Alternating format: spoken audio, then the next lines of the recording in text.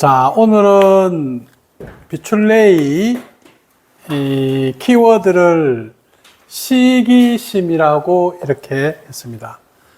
그러니까 시기는 샘낸다, 샘내는 시, 그 다음에 싫어한다, 싫어한다, 아니면 꺼린다, 의심한다, 원망한다, 의심, 원망, 이런 곳에 이제 시자가 들어가 있고, 기자는 이렇게 꺼린다, 꺼릴 기자라 그럽니다. 그래서 싫어하고 꺼려하는 마음, 시기심. 그래서 시기심이라는 걸 가지고 이제 여러분들이 초점은 비춤이라 그랬죠. 비춤을 통해서 하려고 하는 것은 나는 누구인가입니다. 나는 누구인가? 나는 무엇인가? 또 다른 말로 하면 나라고 하는 어떤 것이 있는데 이것과 나는 어떤 관계를 맺고 있는가? 나와 어떤 관계를 맺고 있는가? 나는 나를 어떻게 보는가? 나는 나를 어떻게 오해하고 있는가? 나는 나를 어떤 식으로 왜곡하고 있는가? 지금 나와의 관계를 잘 했을 때 깨달음이라고 하는 것은 나는 누구인가 이렇게 이야기하면 나는 사랑입니다. 나는 누구인가 이렇게 하면 나는 자유고 행복 자체예요. 이렇게 우리가 이야기할 수 있다 그러면, 이렇게 하는 것이 진실이라 그러면 나는 누구인가 이렇게 하는데 나는 이름이 나야. 나는 누구냐? 아노야. 나는 누군가 외형이 나야. 나는 누군가 이 성격이 나야. 나는 누군가 부모님으로부터 태어나서 이 환경 속에 있는 게 나야. 지금 나를 이렇게 보지 않고 만들어져 있는 어떤 관념이나 아니면 외형이나 어떤 관계 속에서 볼 때 이것은 고정되어 있는 것이 아니죠. 그죠? 고정되어 있지 않는데 고정되어 있는 것처럼 나를 볼 때 우리는 괴로움 속에 들어갑니다. 그래서 고정되어 있지 않는 것들이 크게 보면 생각이고 하나는 감정이라 그러면, 이제 나는 내 안에 있는 이 감정 중에서 시기심이라고 하는 감정을 가지고 이제 왜 나는 사랑과 행복의 나로 보지 않고 나를 오해하고 나를 안 좋게 부정적으로 바라보는가? 이제 이것을 우리가 한번 탐구해보는 시간을 가져보려고 그래요. 그래서 시기심이라는 것을 사전적인 용어로 보면 이렇게 되어 있습니다. 내가 가지지 못한 타인의, 다른 사람의 어떤 성취, 성공, 소유, 뭐 가지고 있는 돈이든 어떤 차든 가지고 있는 것, 안 그러면 다른 사람이 가지고 있는 인기, 인간관계, 아니면 어떤 능력, 그러니까 내가 못 가지고 있는데 이 사람이 어떤 소유나 능력이나 인기나 이런 것들에 대해서 불편해하는 거예요.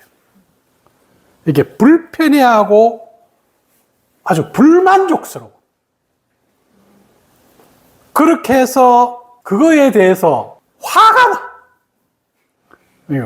그냥 조금 불만족스러운 거 정도는 괜찮은데 화가 나는 거야. 그러니까 화가 나서 어떻게 하든지 저 상대를 파멸시키고 싶고 끌어내리고 싶고 아니면 완전 해치고 싶어하는 이 마음을 우리는 시기심이라 그럽니다. 그래서 시기심과 다르게 질투가 있다 그랬죠. 그죠? 질투는 내가 가지고 있는 것, 내가 가지고 있는 것에 대해서 이렇게 누군가가 뺏어가려고 한다든가, 누군가가 내가 사랑받는 것보다도 더 저쪽으로 가려고 그런다든가, 이렇게 하면 뺏길 것 같아서 일으키는 마음이라 그러면, 시기심은 내가 안 가지고 있는 걸 남이 가진 것을 빼앗으려고 그러고 없애려고 그러는 거예요. 그래서 조금 다르죠. 그죠? 시기심과 질투는 조금 다른데, 이 질투의 마음보다 시기심이 더 많이 악한 마음이고 문제가 되는 마음이라서 가장 악한 마음. 어떤 면에서 보면. 그래서 우리 안에는 다양한 감정들이 들어 있습니다. 다양한 감정들인데 긍정적인 감정도 있고 부정적인 감정도 있습니다. 그런데 이 시기심 자체도 내가 안 가지고 있는 남이 가진 것을 보고 부러워하는 마음은 똑같은 감정이라 긍정적인 감정으로 나갈 때는 괜찮아요. 그건 좋은 마음입니다. 왜냐하면 누군가가 가지고 있는 것이 야, 멋있다. 너무 좋아 보인다. 와, 나도 저런 걸 가지고 싶다. 그것은 뭐예요? 상대가 가지고 있는 것을 기본적으로 인정하는 마음에서 시작하는 거거든요. 부러움은. 그래서 인정을 하고, 그런데 내가 좀 못 가졌어. 나는 없어. 그러면, 야, 저거 어떻게 하면 가질 수 있을까? 내가 어떤 노력을 해야 되지? 내가 어떤 것을 더 열심히 하면 나도 저렇게 될 수 있을까?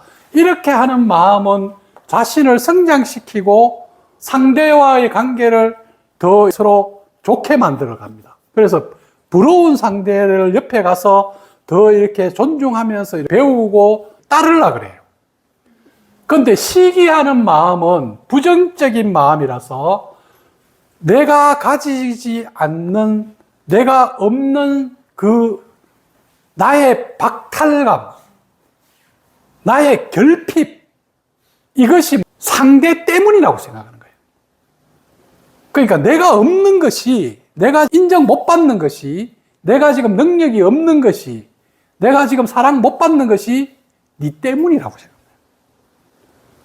그러니까 나의 부족 때문에 일어나는 거라고 생각하지 않고 상대가 뺏어갔다고 생각하는 거예요. 그래서 이제 인류에 있어서 고대로부터 성경에서 인간의 가장 근본적인 내면에서 가지고 있는 업식의 마음, 에고. 인간이 에고 자체, 업식 자체를 우리는 죄라 그러기도 하고, 이것을 인간의 내면에 있는 카르마, 해결해야 되는 문제, 이렇게 봤을 때, 인간이 에덴 동산에 살다가 하나된 세상, 조화로운 세상, 거기에 살다가 하나님과 하나된 속에 살다가 이제 분열되어 나올 때 제일 먼저 뭐예요? 선악과를 따먹었다 그랬죠. 그죠? 선악과. 그러니까 선악과를 따먹은 이유는 하나님께서 다른 거는 다 해도 되는데 저 선악과에 있는 것은 먹지 마라. 그런데 이 선악과라는 것은 이원성으로 분리시켜버린 거죠. 이 세상을 너와 나로 나누어 버리는 거예요. 그래서 선악과를 따먹으면서 인간에게는 뭐가 생기냐면 죄의 의식이 생겨요. 의식 안에 죄라는 게 들어가 버린 거예요. 그러니까 죄의식. 의식인데, 그냥 의식인데 거기다 죄가 물들어 버린 거예요. 그래서 죄의식이 되었고, 인간들이 자기 자신에 대해서 어떤 행위에 대해서 이렇게 행동하나 저렇게 행동하느냐에 따라서 항상 죄책감이 생기게 됩니다. 그래서 죄에 대한 책임감이 생기게. 내가 어떤 선택을 하면 이제 이거 잘못했군. 이렇게 해서 그 잘못이라는 느낌이 항상 내 안에서 일으키고 있는 거예요. 그 잘못이 누구냐? 내가 잘못했다. 나는 뭔가 잘못된 것 같아. 잘못 태어난 것 같아. 잘못 행동한 것 같아. 어떤 이런 느낌이죠. 그래서 우리는 이 선악과 이전에 뭐라고 하면 사랑이라 그러고 행복이라 그러고 기쁨이라 그러고 자유라 그러면서 살았는데, 에덴 동산에서 선악과를 따먹고 나서부터는 우리는 죄야, 잘못되었어. 하나님이 우리를 죄인으로 봐. 하나님의 자식이 아니야. 죄인이야. 이런 시각이 이제 우리 인간의 내면에서 들어와 있었는데, 우리는 어디로 가려고 그래요? 우리가 누구인가? 나는 누구인가? 나는 사랑이야. 나는 기쁨이야. 나는 자유야. 이것이 너의 진실한 모습이야. 일로 우리가 가려고 하는 거죠. 그래서 기독교에서는 가장 인간의 근본적인 마음을 죄인이라고 이야기해요. 죄인. 그래서 너가 죄인이기 때문에 너의 죄를 사하려 그러면 너는 하나님의 아들인 예수님을 믿어야 돼. 너가 어떤 행동을 해도 안 돼, 너는. 그러니까 너는 안 돼. 근데 중간에 누가 있어요? 예수님이 있어. 그래서 그 예수님을 나가 있고 하나님이 있는데 하나님한테는 나는 죄인이야. 그래서 이것은 회복할 수 없어. 회복할 수 없는 걸 중간에 누가 있어요? 예수님이 있어. 하나님의 아들이 있어. 그래서 예수님을 통하면 예수님이 너의 죄를 하나님께 잘 이야기해서 사해 줄 거야. 그래서 예수님을 따라. 이렇게 해서 예수님 대신에 누굴 따라요? 신부와 목사를 따르라. 그래서 신부와 목사를 목자. 그렇게 해서 이제 이 교리가 만들어진 거죠. 이런 식으로. 그래서 나중에 어떻게 돼요? 면죄부를 파는 거예요.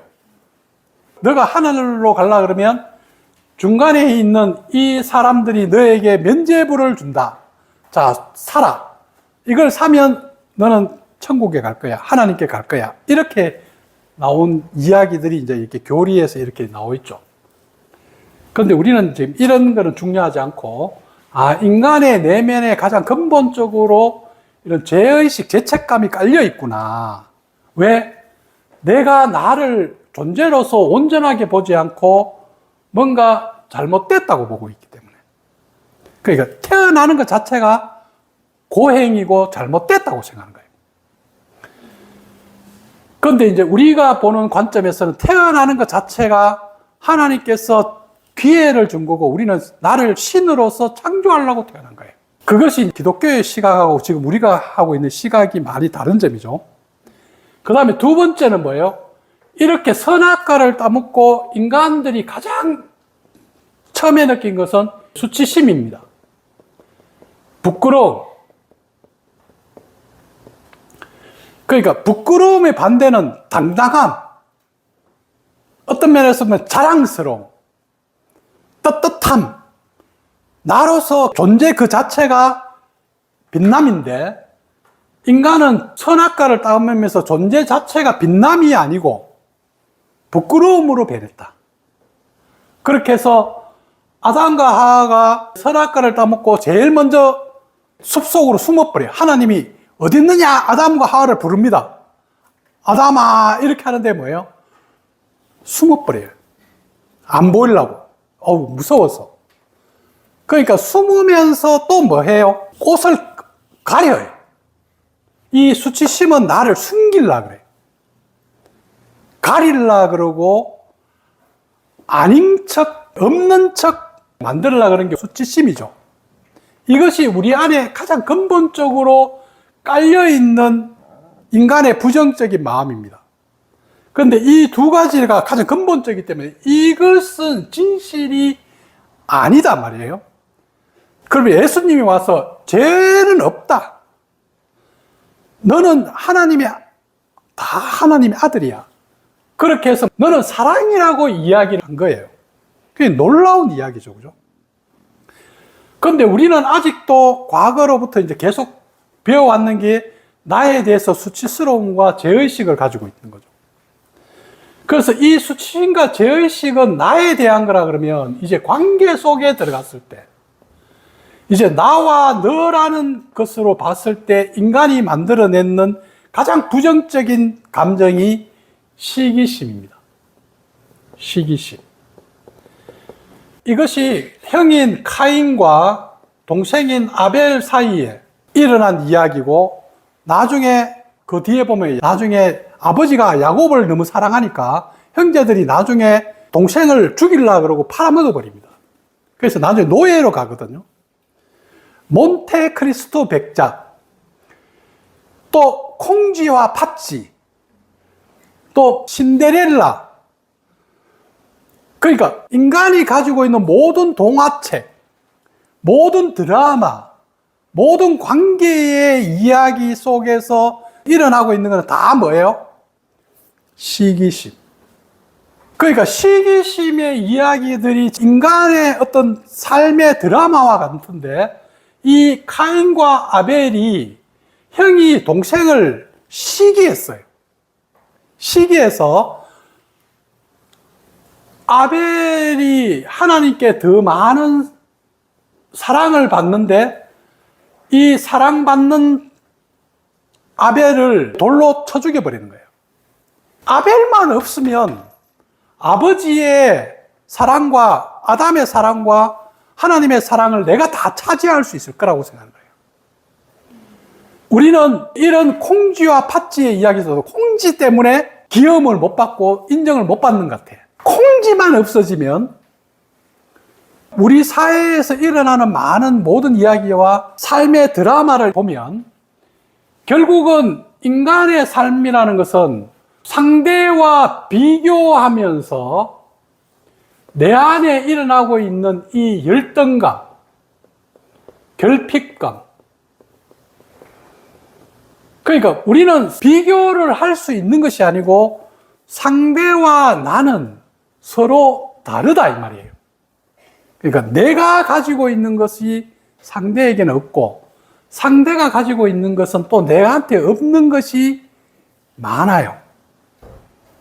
그런데 우리는 자신으로서 삶을 살아가는 것이 아니라 나라는 것을 알고 나의 중심으로 살아가는 것이 아니라 이 사회 속에서 어떤 일관되어 있는 그런 관념과 개념과 옳음과 아니면 좋음을 중심으로 보다 보니까 이 사회에서 일반 사람들이 말하는 좋은 것 그리고 잘된 것을 보면서 비교를 해서 열등감과 결핍감을 가지는 거예요.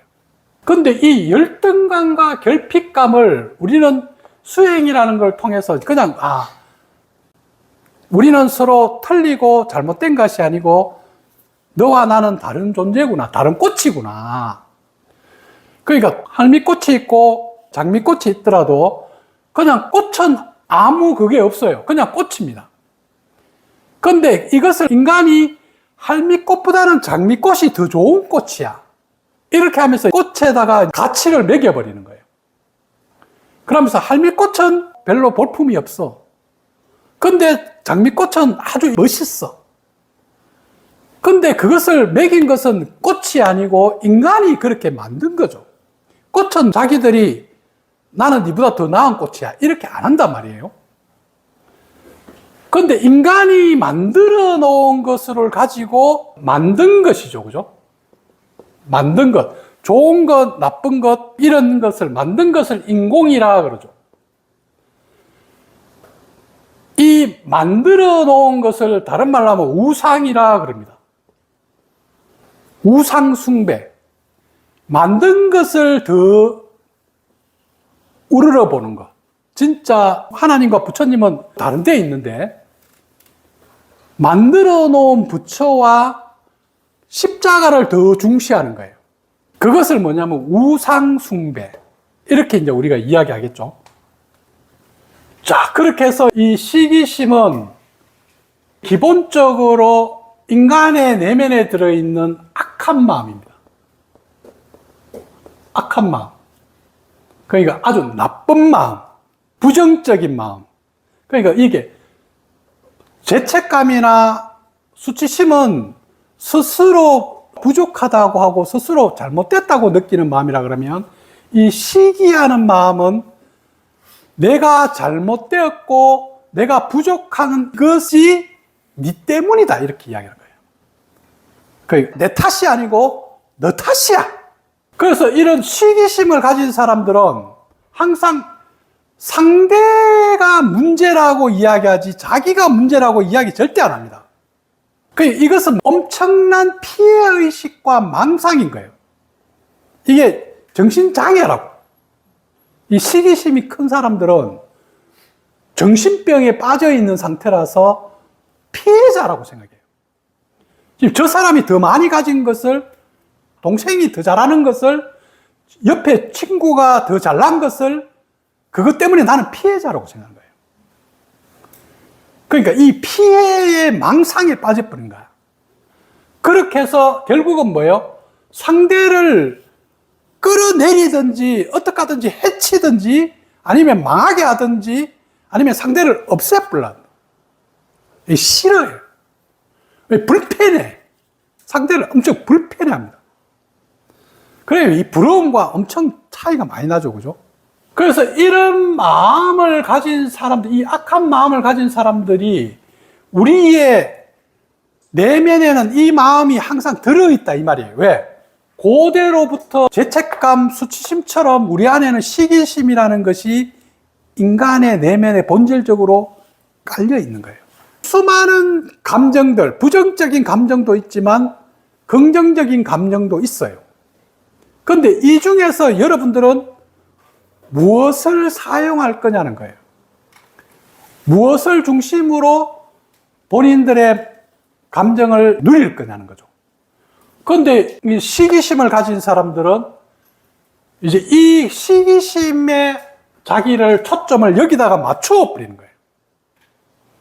그래서 시기심이 많은 사람들은 첫째는 뭐예요? 비교를 엄청 많이 합니다. 그러니까 나로 돌아와서 내 안에 내 것을 만들어가는 게 아니고 항상 비교하면서 상대 것을 자꾸 봐요. 저 사람 왜 저렇게 많이 가지지? 그래서 상대가 잘된 것을, 상대가 이렇게 잘된 것을 의심합니다. 의심하고 싫어해요. 그래서 상대가 많이 가지고 있고 상대가 잘나고 인정받고 상대가 인기가 있는 것이 어떤 잘못된 이유가 있다고 생각해요. 그래서 저 사람이 잘난 것은, 인정받는 것은 어떤 부도덕한 게 있다고 생각하는 거예요. 뭔가 경쟁에서 불합리하다고 생각해요. 나도 저런 부모 밑에 태어났으면, 나도 저런 외모를 가졌으면, 지금 내가 가지고 있는 내 것을 보지 않고 상대 것을 보면서 상대가 잘된 것은 상대가 열심히 하고 노력하고 상대의 어떤 그런 기본적인 특성이라고 보지 않고 잘못됐다고 생각한 거예요. 저걸 공짜로 얻었다고 생각해요. 내보다도 먼저 승진한 사람이 있으면 저거는 뭔가 불합리하다고 생각하는 거예요. 내가 승진해야 되는데 왜 저 사람이? 그렇게 하면서 의심하면서 자기가 가지지 못하고 자기가 잘못된 것을 자기 탓이 아니고 남의 탓이라고 합리화를 시키고 정당화를 시킵니다. 자기를. 그렇기 때문에 내가 올라가야 할 것을 이 사람이 올라가서 나는 빼앗겼다고 생각하는 거예요. 그래서 이 사람을 계속 공격합니다. 그런데 이것이 이제 우리 안에 있는 마음이라 그러면 이것이 드러나면 별로 안 좋아할 것을 알잖아요. 그러니까 어떻게 하겠어요? 뒤에서 이야기합니다. 앞에서 절대 이야기 안 해요. 뒤에 가가지고 많은 사람들이 이 시기심을, 부정적인 마음을 엄청 많이 가지고 있어요. 박탈감을 많이 느끼고 있어. 그러다 보니까 서로 모이면 씹기 시작하는 거야. 잘난 사람, 높은 사람, 또 많이 가진 사람, 또 잘하는 사람. 어떻게 하든지 그 사람이 좋고 잘하고 이걸 갖다가 와 인정하고 그걸 배우려고 하지 않고 어떻게 하든지 그걸 끌어내리려고 그래요. 그래서 끌어내리려고 하는데 이게 앞에서 이렇게 하면 자기가 안 좋잖아요. 그래서 이제 가면을 딱 씁니다.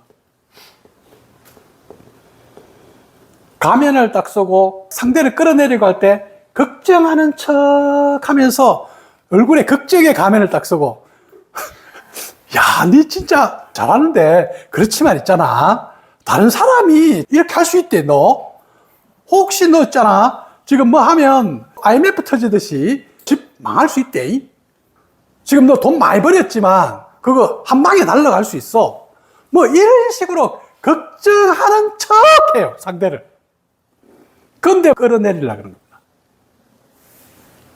그래서 걱정의 가면을 딱 쓰고 옆에서 가까운 친구들 아니면 친척들이 그래, 그런 데 있잖아. 이렇게 하면서 걱정스러운 척 하면서 끌어내립니다. 우리 등대는 안 그러지?